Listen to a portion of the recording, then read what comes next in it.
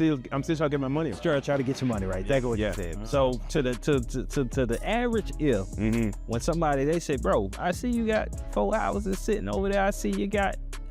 That don't make sense to me. Yeah, exactly. So make that make sense. How can you still be trying to get your money right if you have properties, if you're flipping homes, if you have a business that got trucks riding around with the name on the back? Like how does that even make sense? Because the way I can break it down for you is it's all about trust. Okay.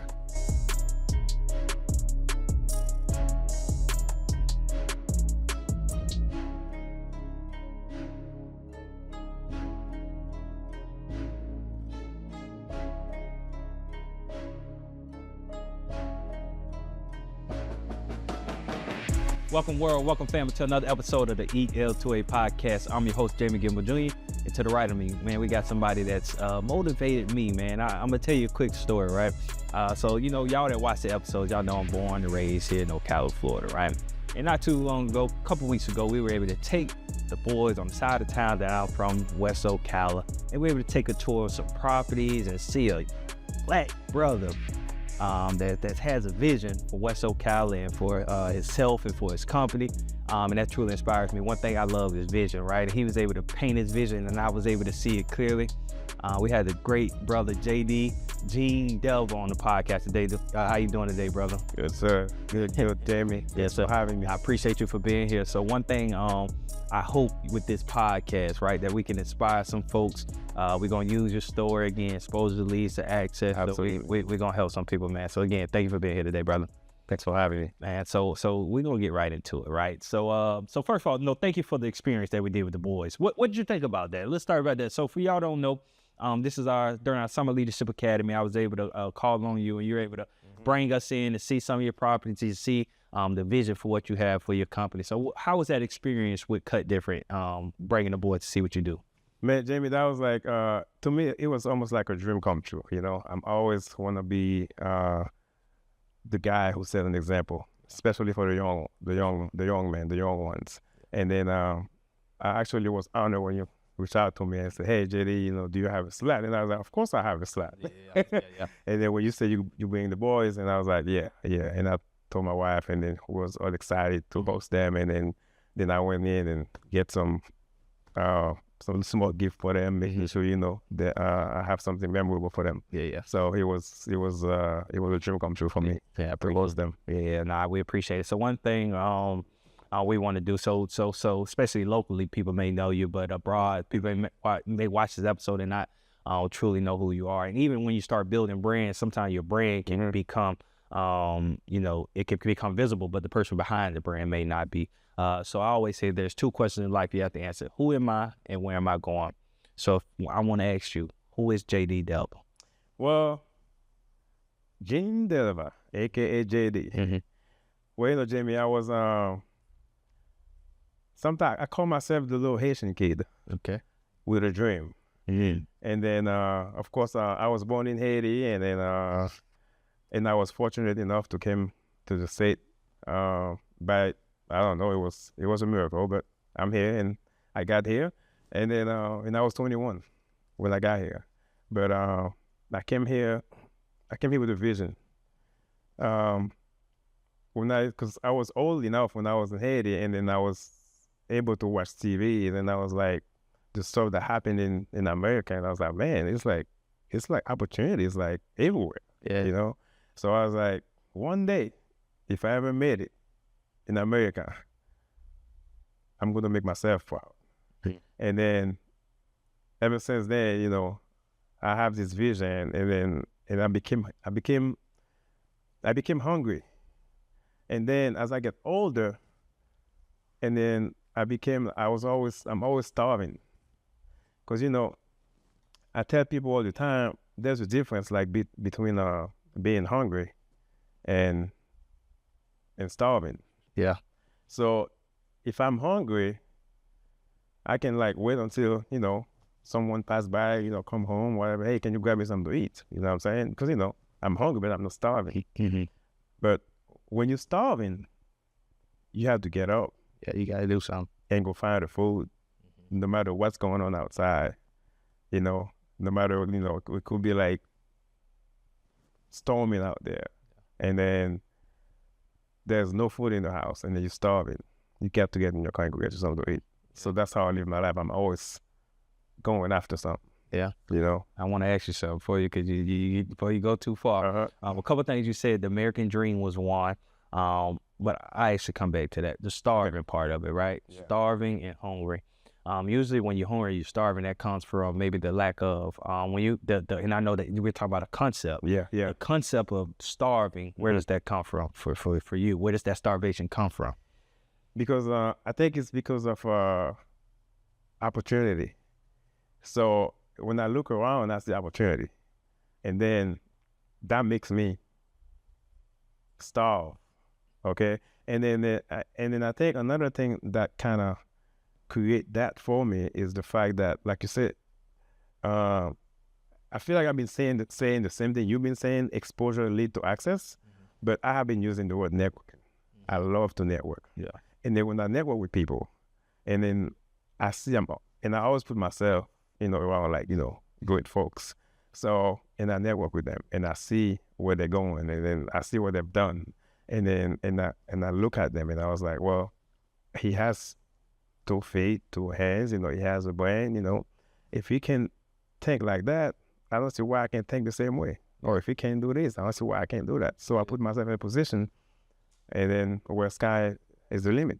Yeah, I love that. American dream. So that's a real thing, right? So yeah. Someone that doesn't grow up in America, they look at America and say, like, that's the promised land in a sense, right? This is somewhere I can go and make it happen. Yeah. What would you say to somebody today that says the American dream doesn't exist? Do you believe it still does? Well, I do believe the American dream still exists. Mm-hmm. And then I don't think that it's going anywhere, to be honest with you. So I think it's the same thing. Like, when you in this, when you're born, and then you lay in a crib from the time you were born on a soft mattress, right? And then you get, you became a toddler, then a teenager or whatever, and then you get older, you're used to that soft mattress. But if you never had to spend night on a concrete floor, you will never know the difference. So therefore, for me, that's the reason why for most people who came from other country, they're able to make the comparison and understand, man, people over here are saying like it's hard, but at the end of the day, they just don't know where I came from. That's a ball. So they just don't know. Like I tell people all the time. Like I remember when I was 12 years old in Haiti, and then the power company came and installed a power pole in front of my house because they're going to run the power and then they run the cable. And then they had scheduled to install the first street light. And then the entire neighborhood, we didn't sleep for a month. Wow. Waiting for the truck to pull up and install that street light. And then when that light got installed that day, 12 years old, and then it was like Christmas turned into New Year because like the entire neighborhood kind of stay up all night and play as a kid on the street, all night. We didn't go to bed that night. Yeah. So that's why, to answer your question, I do believe like, the dream still exists, because a lot of people who still dreaming to be in this position. Yeah, no, that's beautiful. And that goes all back to perspective as well. Yeah. You know what I mean? I feel we live in a day and age where a lot of people want handouts, right? Yeah. And if you come from something like that, you understand handouts don't exist. It doesn't exist. You have to, you have to, I don't like to use like you have to work for it, but you always have to bring something to the table. Yeah. I kind of want you to bring something on the table so that way, we can work together. Yeah. Think about this, construction obviously is your world, right? But when you go back to the young man that was in Haiti, right? The little guy, that's what he saw. What did he see? What was his vision? What did he want? The younger you. So going back to my younger me, I always, which I think like, I always want to see myself as a kid, somebody who want to be able to take something apart and then put it together. Yeah. And the fun story is, when I was a kid, I was getting in trouble. The only reason I was getting in trouble is because I pick up my dad's radio, his camera, his watch. I always take them apart. I remember one day I got the biggest whooping of my life because I wanted to see that guy that was speaking inside a AM/FM radio. Because my dad used to listen to the news all the time. Yeah. So one day he wasn't home. So I was like, I need to find that guy. I need to see how small he is. And so, you know, and then that was like, because like, that's the thing about exposure. I wasn't exposed to too many electronics to understand it was like a signal that's coming, like a, you know, an FM signal that's coming into this device. For sure. And then as a repeater, and it's repeating what's in the air into this component. I thought it was actually somebody sitting there on the couch just like us. Yeah. Sitting inside. Yeah. That's crazy. So that construction, that, you know, breaking stuff and building stuff, it was always something that I envisioned when I was a kid. Yeah. So how did that how does that play hand in hand to who you are today? Well, I think for me, it's just, I'm always driven to, you know, technology. You know, like I'm always like doing something, you know, thinking about, you know, how something can be built. I'm always like, you know, like I said, I have background in pretty much anything, electronics. You know, like I said before, I work in the home theater, I work in alarm, I work in Wi-Fi, I work in car audio. I mean, you just name it. I'm always, construction was the last thing that I ever think I'll be engaged in, you know, in my older years. Yeah. But I always was thinking like electronics was where I was going to be. Yeah. He told me, about to say, you came in today looking at everything. Oh yeah. You down the hill talking. Yeah. I done that. You know? Done them back there. I done the projectors, you know, mixing board back there. This girl is jack of all trades. So, thinking about opportunity, we again going back, exposure leads to access. Obviously, access and opportunity. Do you think because of where you come from, you see opportunity differently? Absolutely. Yeah. Why is that? Because again, it was lack of exposure. Yeah. You know, and then I have this. My wife to this day, she said, I'm diagnosed with FOMO. I have FOMO. Yeah. So, you know, I always want to know. I always want to find out. You know, and I think, you know, growing up in Haiti, and then, you know, you didn't have that many opportunities. You know, you wasn't exposed. You know, I'm not saying like it wasn't like that much exposure in Haiti, but I wasn't exposed. You know, because from where I was, you know, I was living in the village I grew up at, and you know, so I wasn't exposed. So when you come here and then you see, I think it's something also that have to be in you, because it's a lot of people who come here from Haiti or the country, they don't see what I see. You know what I'm saying? But to me, I have something in me that's always like wanna learn something, wanna know how it's done. You know what I'm saying? So I always, and then when I want to do it, I'm gonna find a way. And I like that. So dissect that a little bit. So you said, because two people can come from the same place, but it got to be something different in you. Yeah. So because I think that's the part, right? I think we have a lot of people that they may see the success of somebody else, the comparison thing, but at the end of the day, I think a lot of things, it comes from within. Yeah, from within. Yeah. So what about you? What do you have in you? Because even with your story, like, and we're gonna get into it, but you had to bet on yourself. Right. What about you? Yeah.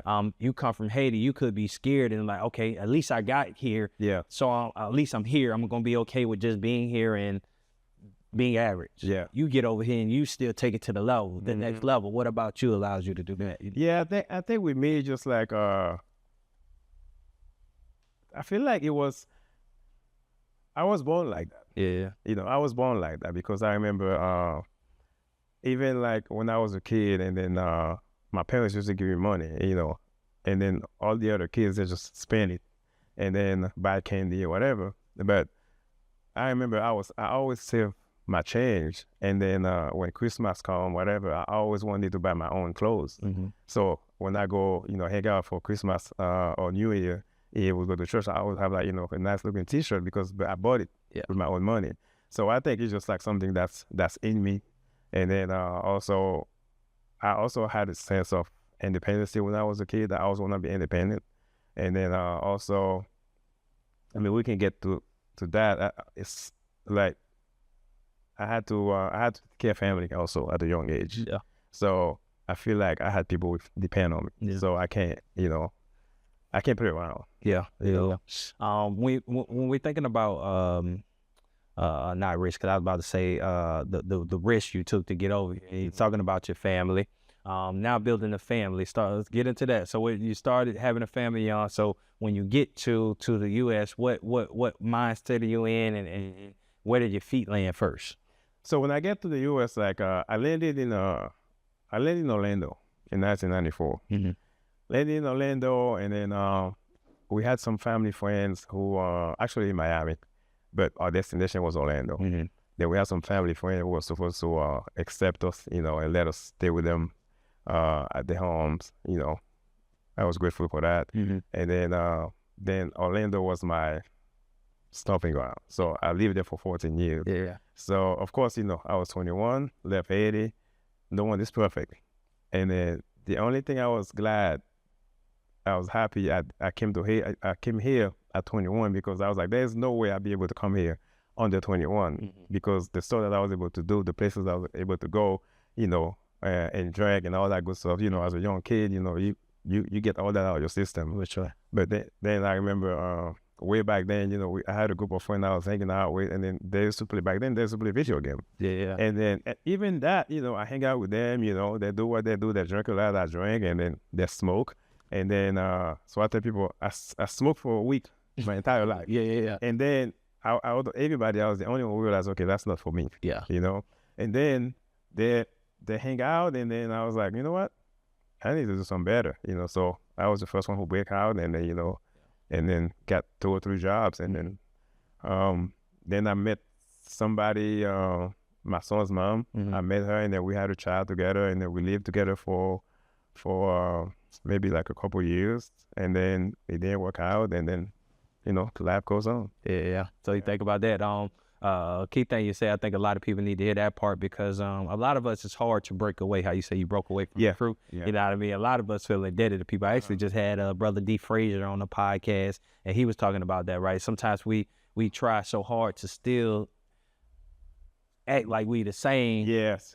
When we work so hard not to be the same. Yeah. You know what I mean? And now that you're in this situation, so the breakaway part of it, I think that's a key part. Yeah, I think it's like a hard thing. It's a hard barrier to break sometimes, because sometimes you feel like you're so close with the person, we're friends, and then they do the same thing. You want to be cool like them. Mm-hmm. But at the end of the day, you're hurting yourself. Yeah. You know what I'm saying? I mean, I still have a lot of work to do, like as far as like, being able, my biggest struggle right now is like being able to say no. Yeah. Even at this age.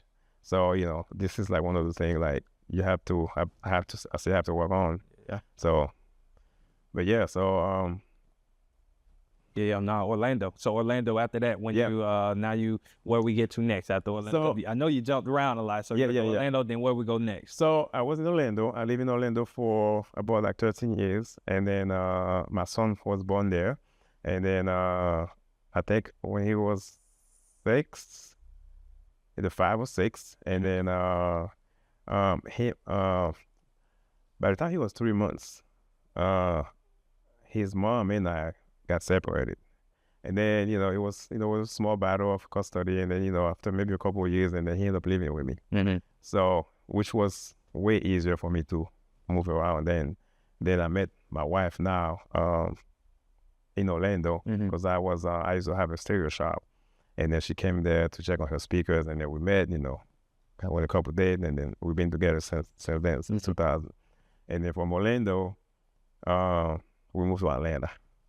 And then we spent some time in Atlanta, another 13 years. So both of my kids, which is my son and my wife's. So when we met, we both had a child.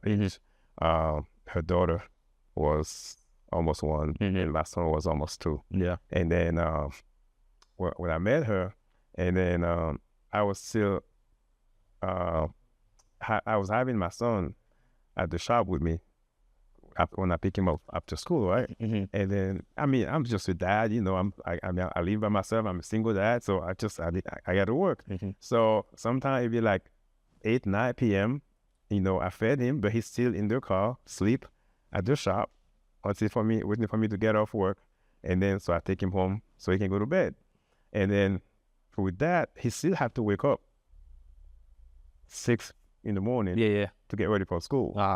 And then funny story was like, and then when I met my wife now, and she was like, "You can't have this kid out this late." I was like, "Why not?" Because like, in Haiti, I always see like like, hey, we don't have like curfew in Haiti, like what time you go to bed, so you just go to bed whenever. Yeah. And I was like, why not? And then she came in, and then she took him under her wing, and then being like the best mom ever, and That's then dope.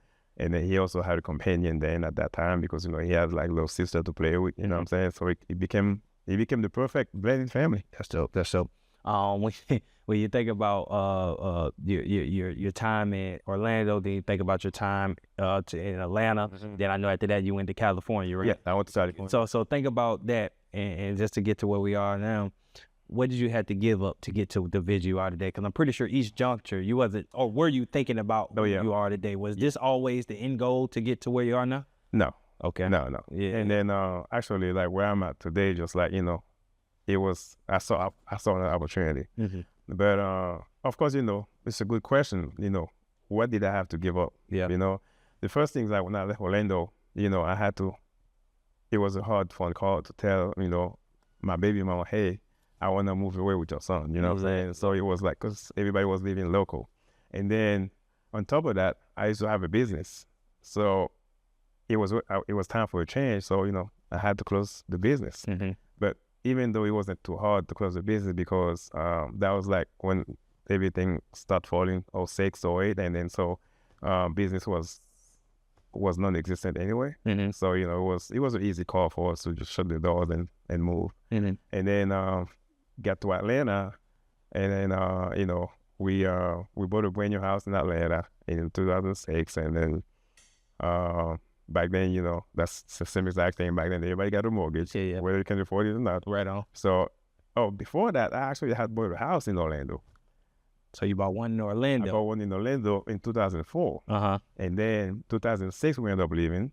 So, and then when we left, we tried to play the landlord thing in Orlando. Yeah. So I'm in Atlanta. I have a rental in Orlando, and I have a brand new house in Atlanta. And then, long story short, and then 2 years down the line, with the mortgage in Orlando and then the mortgage in Atlanta and all the bills and raising 2 kids, and then my wife just got finished college, making maybe like $40,000 a year, and then I was always a contractor. I don't know how much I make per year, but because I just. Some week I have a good week, some week I don't, but I'm always like hustling. Yeah. And then so we moved to Atlanta, and then 2 years later, and then long story short, 2009 we lost it all.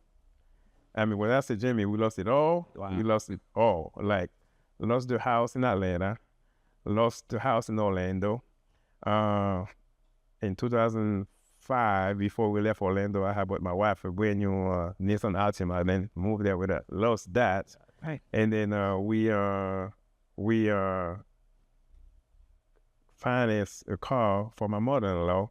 Then I had to make a phone call. I said, "Hey, we're at this point right now. We have to start over. We're filing like Chapter 13. We're losing everything. Wow. I know you've been making. My name is on the car, but I know you've been making your payment. But guess what? They're coming to pick it up. It was all it was all bad news. So, and then we say, okay, now we just have to sit back and figure it out. And then we knew at that time it's gonna take us 7 years to get back on our feet, because back then you still need 7 years to clear anything on your credit, because everything was shot. I mean, my credit score was like that's the lowest. I said I didn't know your credit score can get to 405. Well, how did we get this low? Like, how did everything go? Like, what happened? How did you lose it all? Well, first of all, it was the way the system. That was the economy. The thing is, like, the houses that we bought in Atlanta, I think, including the one in Orlando, we wasn't really qualified for it. I think we was biting a little bit more than we can chew. You know what I'm saying? It was like, because like they was doing like loan back then. You get 2 loans, with no money down, and then you got 2 mortgages. Basically, like the money also was like, usually people put like 10-20% down on the house. Yeah. But at that time we didn't have to put no money down. As a matter of fact, when I closed on the house in Atlanta, that was $197,000. Yeah. I actually got a check back for $5,000. Right on. So not only that, not only I'm in the hole, they pushed me back Yeah. in the hole. You know. Yeah, that's crazy. Yeah, you know. So, but you don't know. Yeah. Because you was, oh yeah, I get to move in the 5-bedroom house, brand new 2-story, and and Living the life. living the life. Yeah. And then until a few months later, it was like, oh yeah, you working, the money coming, and then you just can't pay your bills. Right. So what mind frame were you in when at this? Because you got a call, you say, "Mama, all right." Yeah, And say I don't have the things that I have. Like as a man, first and foremost, I can only imagine how it made you feel as a man, right? Yeah, Is it all like that? Yeah. But also, like, just what mind frame are you in at this point of your life? Man, it was a roller coaster. It was crazy, Some days you wake up, you be like, man, I don't know if it's gonna get any better, and some days you be like, man, I'm glad, we still. I mean, honestly, sometimes I used to come home and I was like, I don't know if my wife is gonna be at the house, Yeah. because it's so bad. Yeah. At that time, it's like, all I want to do is work 24 hours. That's all I can do. Well, somebody wants something done.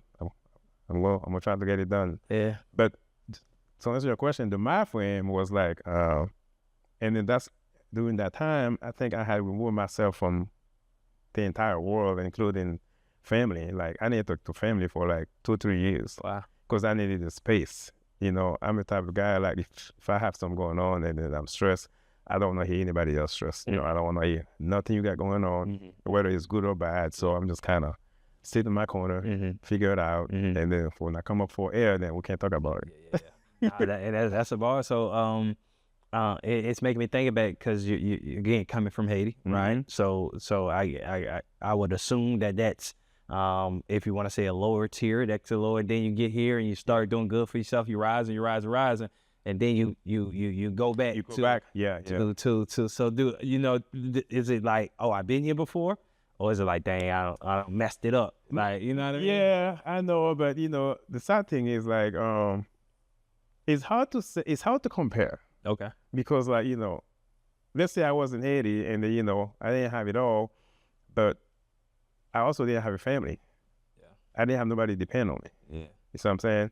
Yeah. So now, when you have a family and you have somebody to depend on, like, okay, you haven't been there. So, and then when that happened, and then I remember like waking up in the morning after we lost everything, and then I got so lucky when I was in Orlando. I used to go to the auction and buy cars and sell cars, but I bought like a 1990 Isuzu Rodeo 5-speed at some point. And then I ended up moving to Atlanta with it as a spare vehicle. Okay. Jamie, that spare vehicle became our primary vehicle for the two of us. Yeah. And then every time I tell that story, it still hurt because my wife used to wake up in the morning in the Atlanta heat or the Atlanta summer when it's cold. And then that car was 5-speed and it didn't have no AC, it didn't have no heat. And then she used to have to leave the house in the subdivision at 5:30ish in the morning. And then when she started that vehicle, it's like it never had oil in it. It wake up the tap. It was so embarrassing. Yeah. So, it's like, it's some of those things that, when it happened to you, it shape you to somebody else, to a whole different individual. How do we, so, because obviously we're going to talk about the get back, right? The redemption. But how do you, like you say, even with your wife, right? Yeah. I believe, I can only imagine the friction that brings in the house, right? Yeah. So, because now it's like, what's going on? Yeah. Especially as a man, like, you're supposed to be leading. I can only assume. How do we get from this moment, right, to the squeaky car, to all these things, and how do we begin to take it to the next level? Well, we did what we call, this is what we did. Like, I was like, okay, we both like hard worker. And then we always believe, like, as long as we capable, we can make it happen.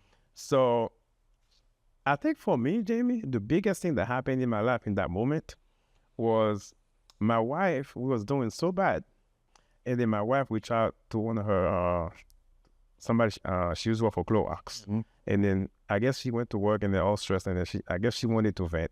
And then she was talking to one of her manager. And then she was like, and then she came home, she said like, he said, you need to financial advisor. Yeah.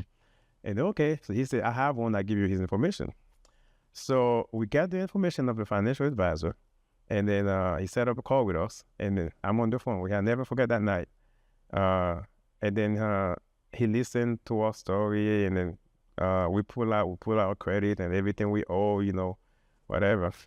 And then that man, he paused, was silent, and he was like, well, Delvas, I don't think I want you guys as my client, as a client.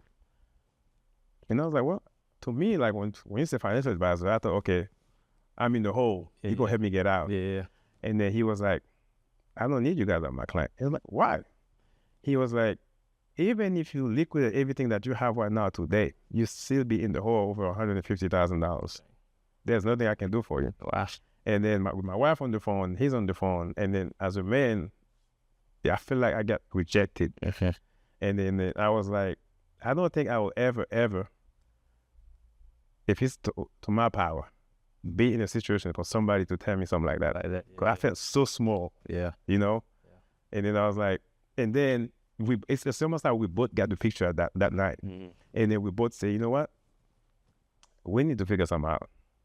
And then we always try to expose ourselves around people. And then we always talk to other people about our issues, you know what I'm saying, looking for solutions. Mm-hmm. And then I think somebody in our church at that time who mentioned Dave Ramsey. I don't know if you ever heard of Dave Ramsey. Yeah. And then they was like, well, I said, well, I can't afford nothing. They're like, no, it's only $99. I said, well, give me maybe like 3 more weeks, maybe on the next 2 paychecks. Mm-hmm. We might be able to save $99 and then enter that program. Yeah. And then we did that. And I think for us, like Dave Ramsey kind of reshaped the way we look at money, we think about finances. That's dope. Yeah. Yeah. So what I'm saying is, this is a pivotal moment right here. So even at your lowest, right? Yeah.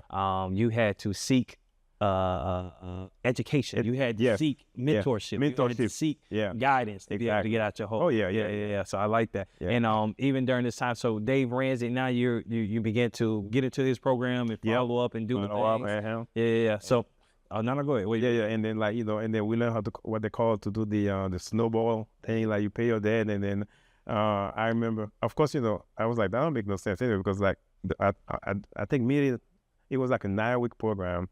I think like week 4 or 5, you have to bring all your credit cards that you owe, and then take it to the desk, and then there's somebody with a big scissor and chop them up. Yeah. And then, I'm just, so I put them on the table, right? But in my mind, I was like, I can't do no with them anyway. Yeah. Tapped out. Yeah. So it was like one of those things, and then it kind of shaped our mind. And then it helped us like rethink, how money works, how credit card work. And then we was able to bounce back like, within like a year. And then a year and a half later, I remember we took like a vacation. We brought our kids to California and we paid cash for it. Wow. It's like, I tell people all the time, you won't realize how much like $20 can do for you if you save it every week. Powerful. Yeah. You're making me think back, man. So even to try to get to where we are today, if you think about somebody may meet you today, right? If somebody meets you today, if somebody may have seen the videos we did walking around through these properties, and they just see a brother that got it going on. Yes. Yeah. Got it figured out. You get what I'm saying? And to hear that, because I didn't even know the depths of that story that you just told me, to think that you literally lost it all, had to figure it out, had to be willing to learn, willing to opt into something and be educated to get to where you are. And now that we get to where you are today, and I'm glad people get to hear that, because now I want to cast a vision on people. So when Team Delva, like today, like what is the vision that you have for what you all are doing right now? The vision that we had, or the vision that right now? Like, what's the vision today? Going back a little bit, like when I was in don't want to skip this step. When I was in Atlanta, and then I think I kind of want to finish telling that story. I'm gonna be quick. No. Yeah. About the Atlanta, the financial thing. Yeah. So after we get on our feet, whatever, it took us about like almost like 6.5 years, and then we understand money, we understand cash, and we didn't have a single credit card for like almost 7 years, and then pay off our debt.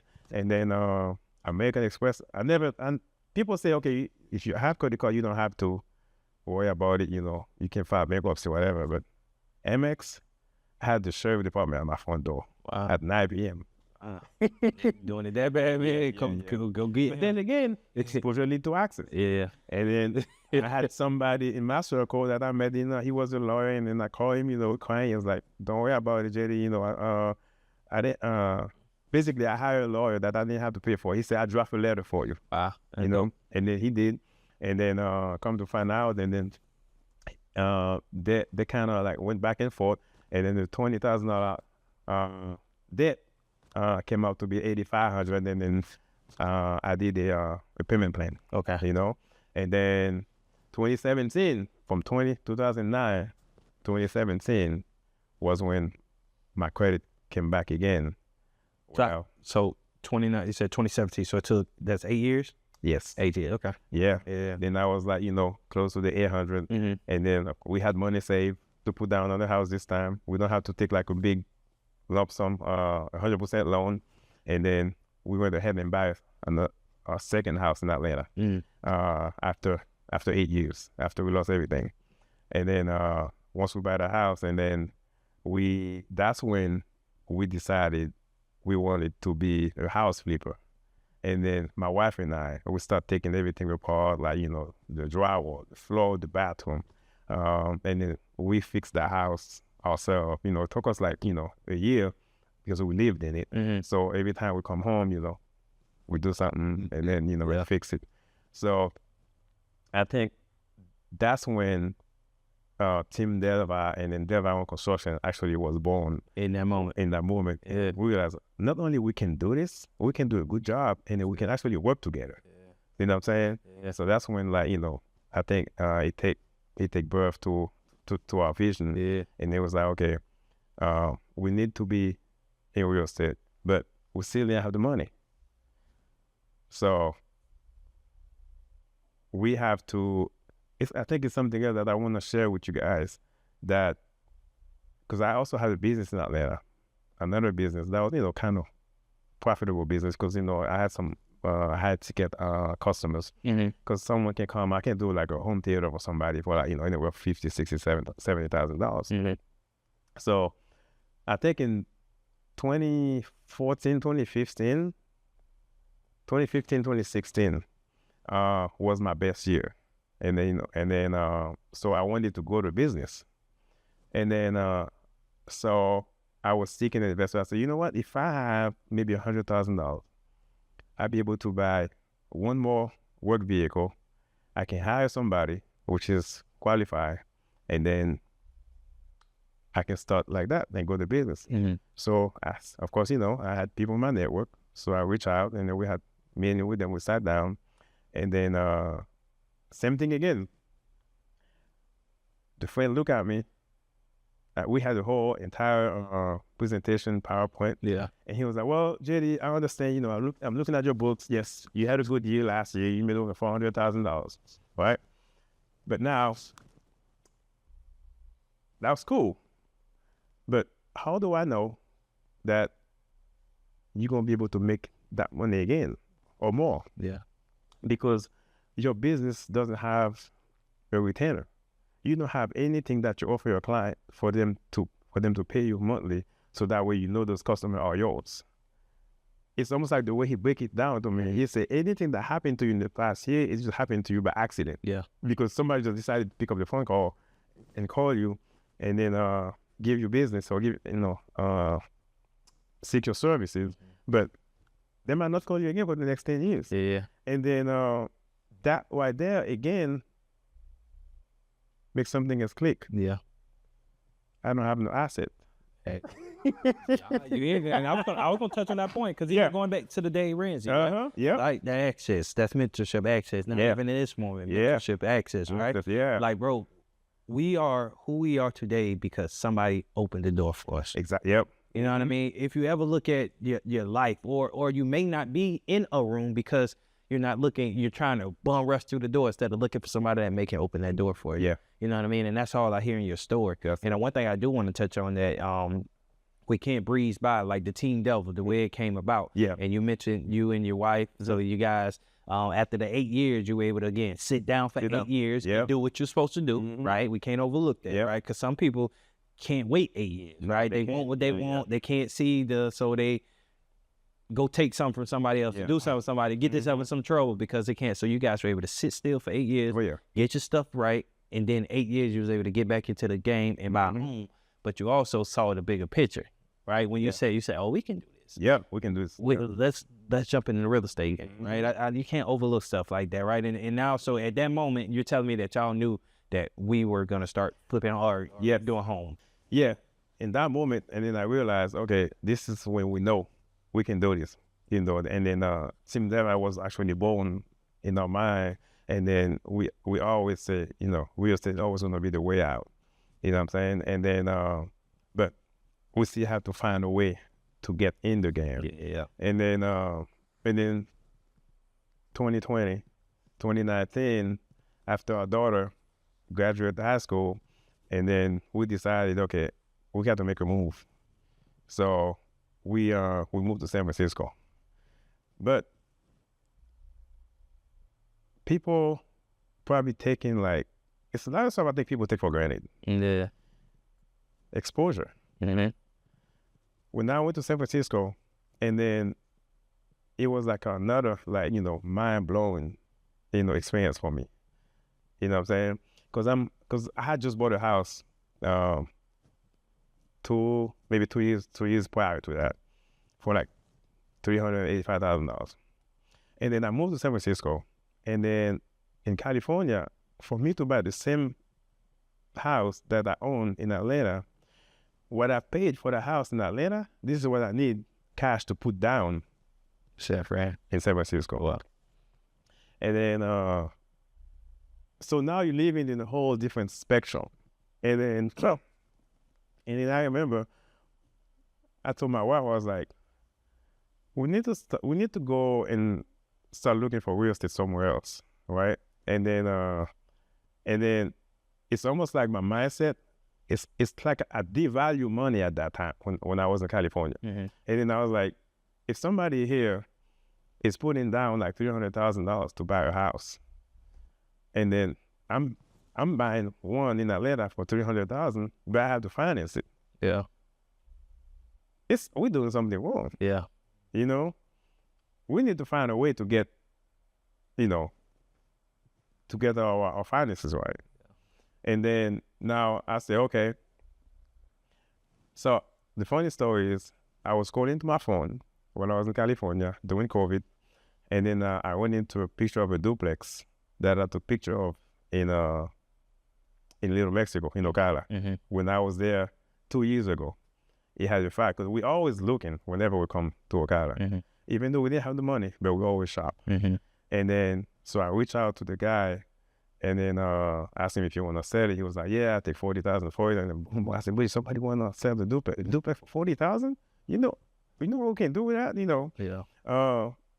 Over there in California, you can't even get your windows cleaned for $40,000. Yeah, for sure. So anyway, we did that, reached out to him, and then sent him the contract, and then he disappeared. Wow. Yeah, he didn't say anything else to us. And then that's when, again, we got the second boost. And then we sat down and was like, you know what? If this is where we want to invest, we need to be foot on the ground. This is COVID. We both work from home. We're not doing anything here anyway. So let's go. Yeah. So we just pack up and come to Ocala.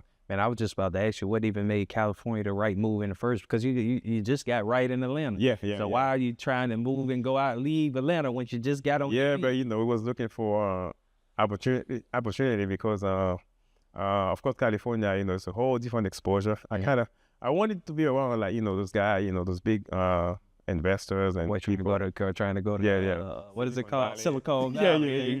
You're okay. Yeah. I see. So thinking about it, so most people issue, and you talked about it a little bit, and I wrote this down, it's crazy. So most people issue is capital, right? I don't have the money to. Yeah. I can't because I don't have the money yet. Yeah. If you're thinking about this situation y'all in, even you just got your money right, right? Or you just got your finances right, move to California. Like you say, you're always shopping, you're looking in Ocala, and now you're on your journey back to Ocala, right? Yeah. And I know what Ocala looks like today. Yeah. how did you get started? How did you find the capital to be able to start investing and making this stuff happen the way it looks today? Well, that's a good statement. Most people, that's what they always say. I need to get my money right. I need to have, when I get there or when I'm ready, right? You know what I'm saying? So, believe it or not, to this day, I can make the same statement if I want to because I'm in the same shoe as everybody else when I get my money right because my money is still not there. Yeah. So, to this day, we still use a lot of investors, Again, people think they need to go and chase money to start a business or to get an investor in the business. But in reality, you need to go and get your networking together. Just go expose yourself. If you expose yourself to the right person, guess what? You get access to the money. Yeah. You know what I'm saying? I think I'm going to have to trademark that from you. I got it, man. Hey, somebody go. Exposure leads to access. Yeah. You know what I'm saying? I go out and expose myself to where I know. Sometimes when I first moved to Ocala, I put deals on the contract without having a dime in the bank. Yeah. And then I start hitting people that I know. Of course, there's a way you got to do. You got to know, even family member or friends, you got to know when to be business, when to be, professional. When I put together a business plan, together a package together, I say, hey, I got this opportunity. I want to be able to grab it. And then this is how much I need. This is what I'll offer you as a return. And then this is when you get your money back. You know what I'm saying? So that's pretty much like, how it happened for us. Yeah. And then, but the hardest part is because you got to think about it. If you have a business and then you want to advertise in the Super Bowl, right?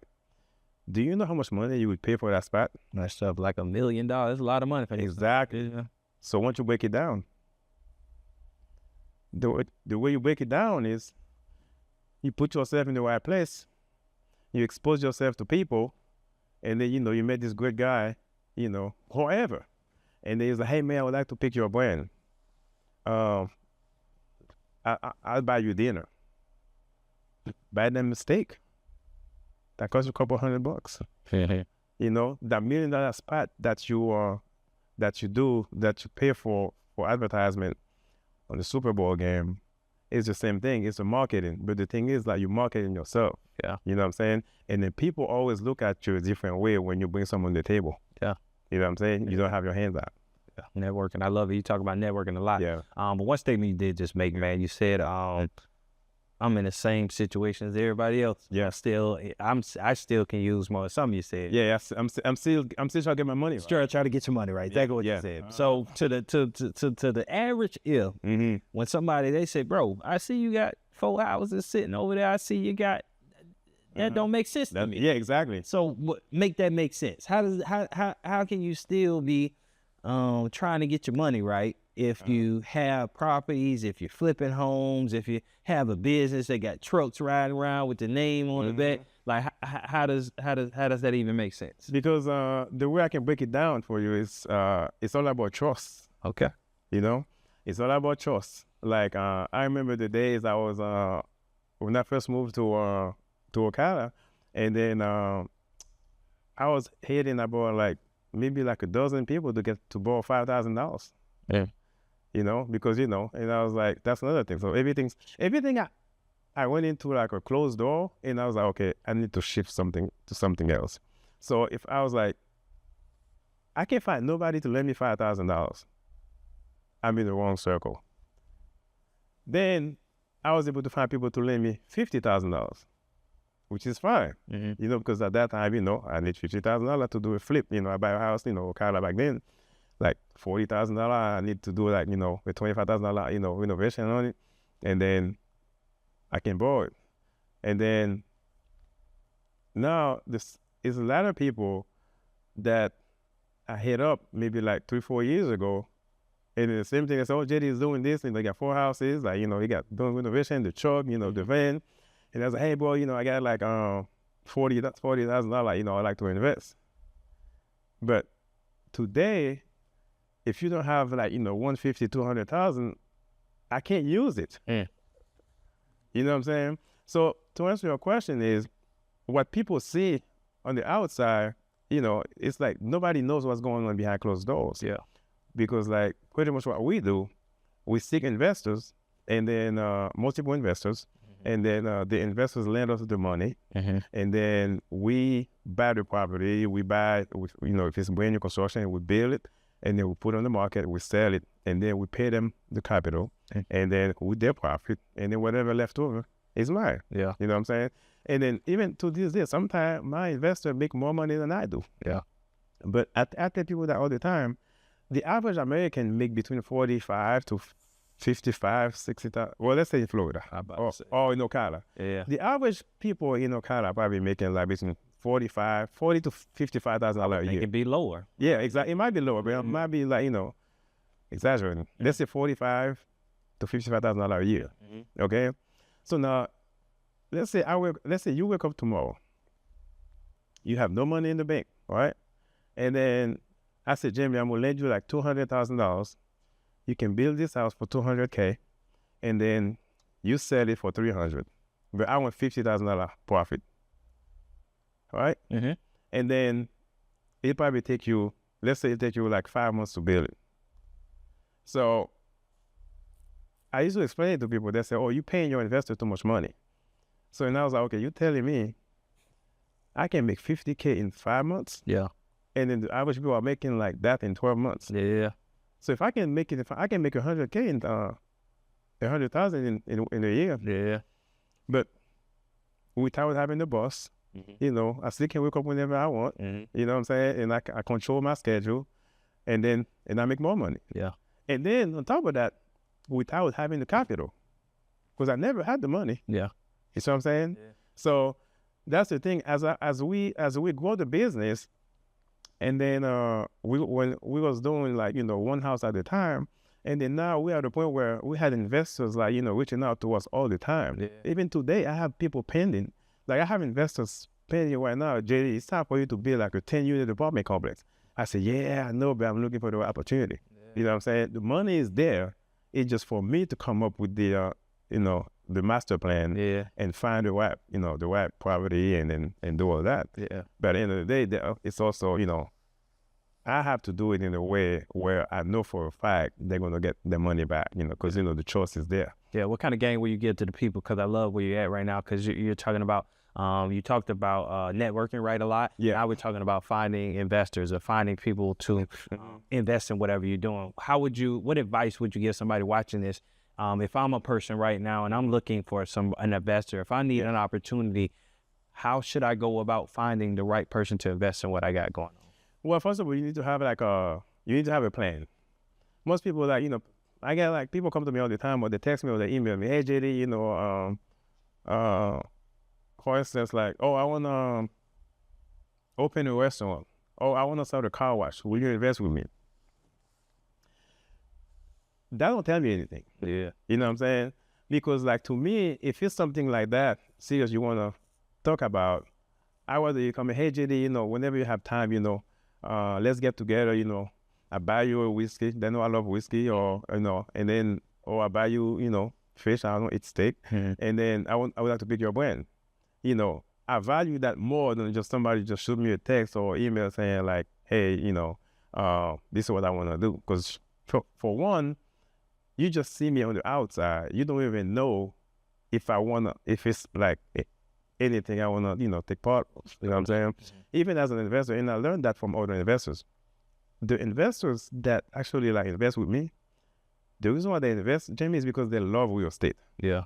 I have friends who got billions, but they hate real estate. They will not invest a dime with me because that's not, it's not what they like.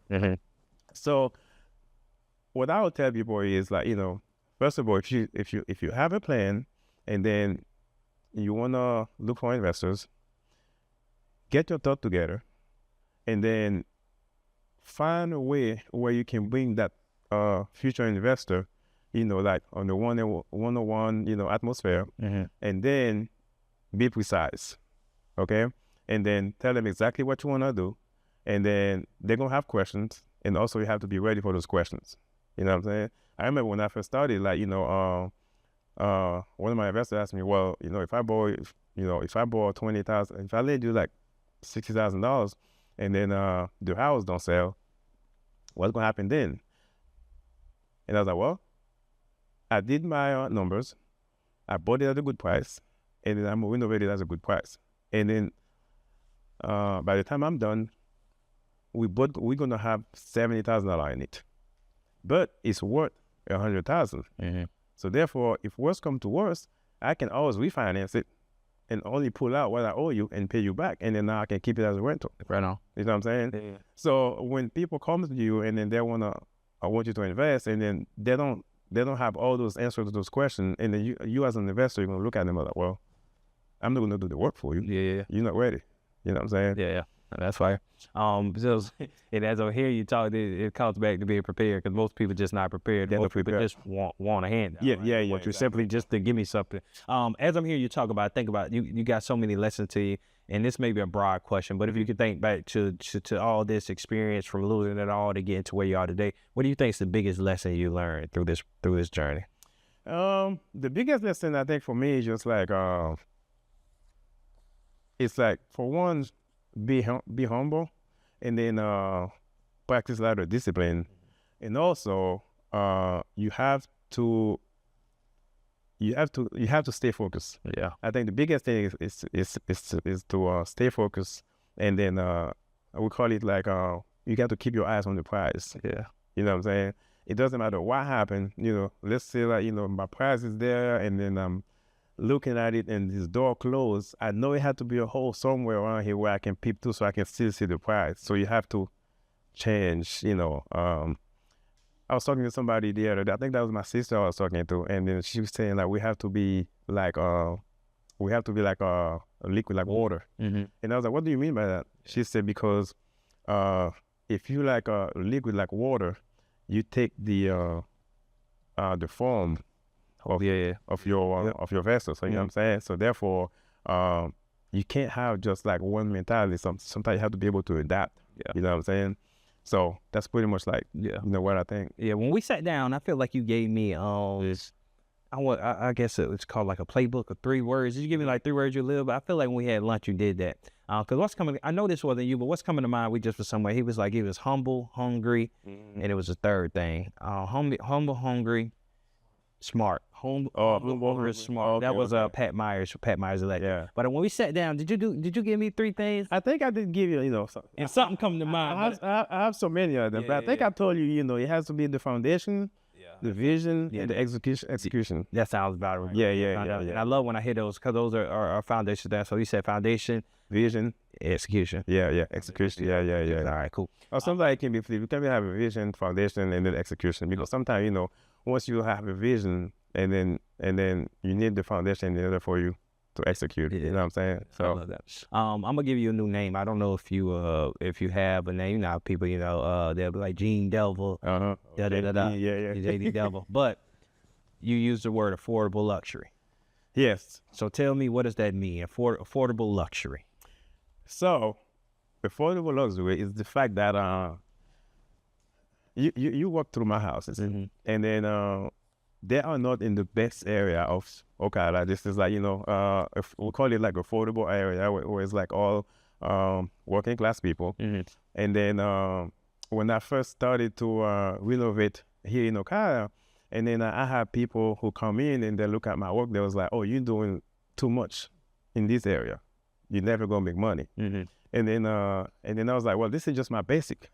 This is what I learned. And then I tell people all the time, the reason why it's like that, because remember I tell you, the very first renovation that we did was a house that was going to be living in. So therefore, this is what I have embedded in here.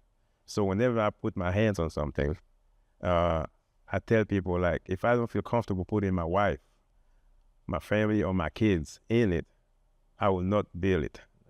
You see what I'm saying? So therefore, affordable luxury, we came up with that name because, like, just because the house is under 300,000 doesn't mean I need to put it for my account account, you know, because you never know. So, and then on top of that, if you give people something that look nice, more than likely they're going to treat it nice. And then the reason why, like, you know, the landlord game has a bad name is because 97% of landlords who want to rent their home to somebody, they always say, well, it's just a rental. You know what I'm saying? To me, I think that's disrespectful to your tenant. I mean, you don't value your tenant. When you have a rental out there, you don't know who's going to come and knock on your door and rent it from you. See what I'm saying? So they decide to do everything. Oh, no, it's just like, we don't have to paint it, or we don't have to change the carpet, you know. We don't have to put, like, granite, you know. We don't have to put a ceiling fan in there. It's just a rental. Yeah. You know, but it's human being living in it, just like us. Yeah. You know what I'm saying? So that's why I create, like, affordable luxury. Yeah. That's so that's your new name, man. Mr. JD, Mr. Affordable Luxury. Yeah, name tag for you. Thinking about what's going through your properties, man. And again, I was truly inspired. So even I think every person has a goal of being in the real estate game, because I think that you understand, like, the true way to financial freedom is through real estate, stock market. You know, there's certain things you just have to be in, right? So as I'm walking through and I'm seeing them, like, man, like this I'm truly inspired about it. But one thing that happened as we were walking through those properties, you start putting the name, you had names for each one of us. Talk about that and why you do that. So think about, like, having a pet, you know, or a child. You know, if your child is born, the first thing somebody will ask you, what's his name or what's her name? You get a new pet, what's his name, what's the name? So what it does, I think what it does to you as a person, it becomes very, like, dear to you. And then, like, you take good care of it. You know what I'm saying? Like, the orange Jeep out there, that's Jasper. So every vehicle I have has a name. You know, my truck is Trevor, my trailer is Craig, you know. I got relationships. Relationships with his vehicles and stuff. Man, that's crazy. Okay. We got Devin. We got Madison, which is like the work van that my wife drives. So I think, like, when we do that, it creates some type of attachment to the property, and then you kind of treat it like, you know, like something very dear to you, and you take good care of it. And then even, like, I think you've been to the I took you to the fetlock, the coronet, the saddle, the dressage, and then the guy, the new owner, when he jumped in your van that day, he lived in the house. That house is bridal. Okay. But if you notice, they all have a horse team name, because we're in Ocala. You know what I'm saying? Nah, that's dope. That's, man, so you got a name, we got a name, and we got kids. One conversation I do want to have before we get out of here, I was thinking about it, right? So me and Eddie are in business together, right? He's my brother. There's a thing out there that don't do business with family, right? Because it can get messy or whatever. The thing about it, you're doing business with your wife. That's a lot. Me and Eddie, we argue and go to our houses. Y'all got to go home together. So what is it like building a business? Well, you know, it's like it takes a lot. You know, it takes a lot of you know, like, trust, and then being able to, like, separate the two. You know, and then I think sometimes when I'm in business mode, I can be, like, real hard, and, you know, and then I have OCD. Like, I'm very, like, what's the word?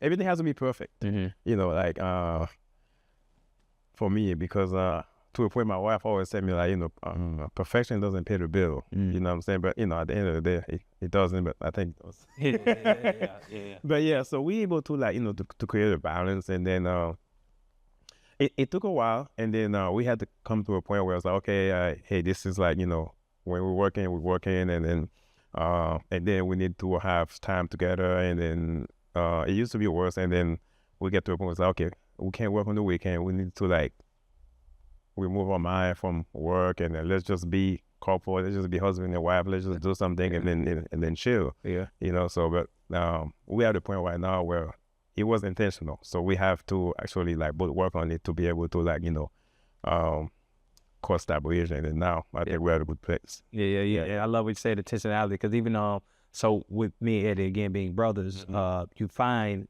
every conversation being about business, right? You find everything because we're in it together. So it's like when we talking, you kind of lose that brother connection in a sense because now everything is business. And we see each other. Hey, did we? So you lose. And when we just was called and shoot just we talk about anything, you don't do that. So the intentionality part of it about that, but even how, because it's easier said than done, right? Yeah. So how do y'all even now, if you had to rate yourselves in that avenue, how do you feel y'all are now when it comes to it? I think we're in a good space, and then where we always like I said, we wouldn't be intentional about it, and then sometimes it might be something in my mind that I want to talk about, and then or vice versa, and it just happened like it was a Monday morning, we're sitting down having coffee, and then because Monday always be like a slow day for me, and I kind of want to like, oh, it's Monday, got a lot of stuff to do. And then we were having coffee, and then my wife said something about like basically something that has something to do with work. So I kind of ignored it, and then she repeated it again. I was like, well, I don't feel like talking about work right now. Let's just have coffee. So we have to be kind of like check each other, once in a while. And then we have the point where like, okay, she won't get offended. She was like, okay, well, we talk about it later because we understand that we would have to be in the mindset to get stuff done. So it's important. I love that. Yeah. As we wrap it up, man, one thing I want to ask you, thinking about this journey you've laid out for us, right? So we've sat down and really talked about you coming from Haiti, talked about you living in Orlando, talking about, things, a divorce, things not going right. Then we get to Atlanta, and with your wife now, and things fall apart. Then you go out to California, and then you like, all right, this ain't it. We need to get back to Ocala, and you still had the ambition to figure it out. What's the biggest misconception about success? For me, I'm thinking this is people think it happens overnight, and then what I mean by that, like, it's never easy, and then it's very like it's a journey, like, and then I think it has something to do with us too, like the people who's putting whatever, especially social media, and or even like the people who just like what they put out there, for instance. The stuff that happen behind closed doors never get seen by nobody. You know what I'm saying? Yeah. So when somebody sees somebody is successful, and then they just think like, oh yeah, well, they got it easy. You know what I'm saying? They just having people say, oh well, you only been here like a few years, and now you're doing this, now you're doing that. But it's a lot of like sleepless nights, and a lot of no's. And then one thing I say, like, we can, between me and my wife, / business partner, like, she can take a no and recover quicker than I can. Like me, I don't know. It's like tell me your feelings. Yeah. My feelings get hurt, and I was like, okay, well, we're gonna figure it out. So that's pretty much like what I think it is. I love it. When you're thinking about building these homes, and you start putting these names on it, and that means you take a deeper. You can tell you take a deeper pride into the work you're doing. Right? Oh yeah, you're not just doing it. Even when you put a name, your name is something. It's like, and you're saying it's like your child. Yeah. You just don't let your child go outside any type of way, right? You don't just dress them up. You put the finest on your kids. Yeah. And to think about you doing this, and you're spending your time, you're putting your energy into these properties. You can tell that's for a bigger vision and bigger reason, bigger than you. Yeah. So when you think about when your last house is built, when you're done, when it's all said and done, what do you hope people say about Mr. JD? I just want them to say, this kid came from Haiti. He came from nowhere, and he showed up and showed out. Yeah, that's right. Yeah. Yeah. Because like, and then it's funny. Like, I also, with my mentality, I never think about like, okay, well, last this, last that, and then when I'm going to stop building, and then I don't know what I'm going to do next or when. But I know you asked me that question earlier.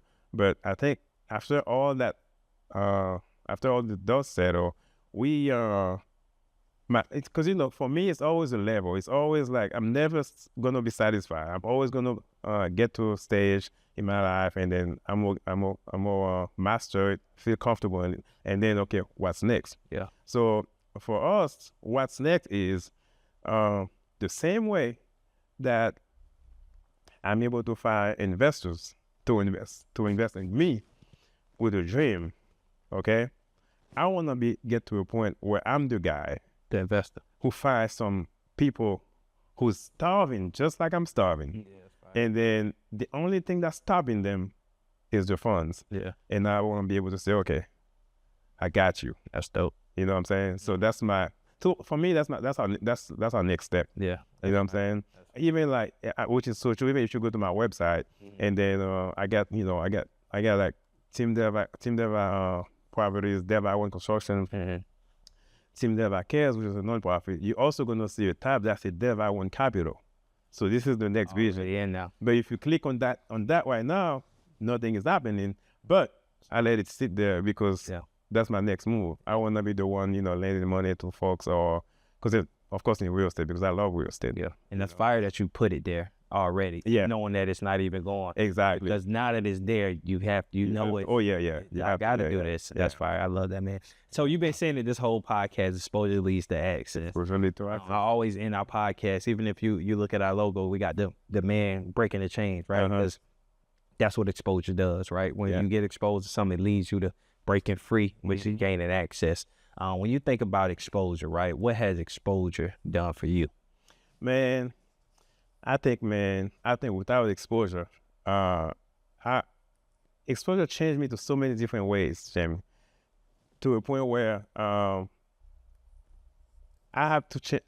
I have to change everything. I have to change, the way I dress. I change the people I keep around, and then I change like locations. I change everything, because like to me, I live by one thing, especially, when you're not in your environment.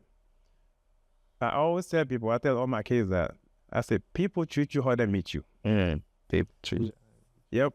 Because like, check this out. If you go anywhere and then let's say you walk into 7-Eleven, and then as you leave in the store and this guy walked in, right? And then looking all kind of crazy or whatever, and then to a point where it's like, okay, what's going on? And then 6 months later, you run into him again, but he's all, cleaned up, whatever. It doesn't matter how clean he is, but you're always going to remember the condition that you met him 6 months ago. For sure. You know what I'm saying? You'll never be able to get that out of your mind. So therefore, I always tell people, people treat you how they meet you. For me, it's just like, if I didn't expose myself, and sometimes whether they want me there or not, I'm there. That's fine. I'm in there. Brother, I appreciate you, brother, man. I appreciate you for exposing yourself to me. Yeah.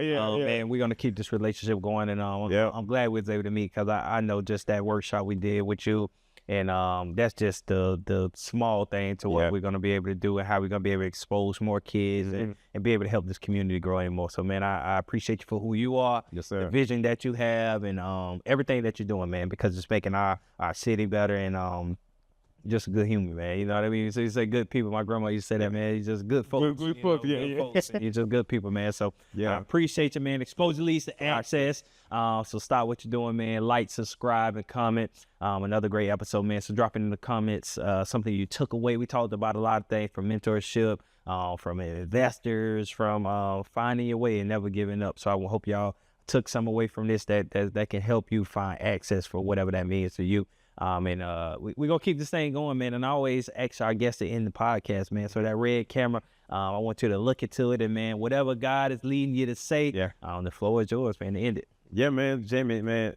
I think like a lot of people taking for granted what you're doing in this community, my friend.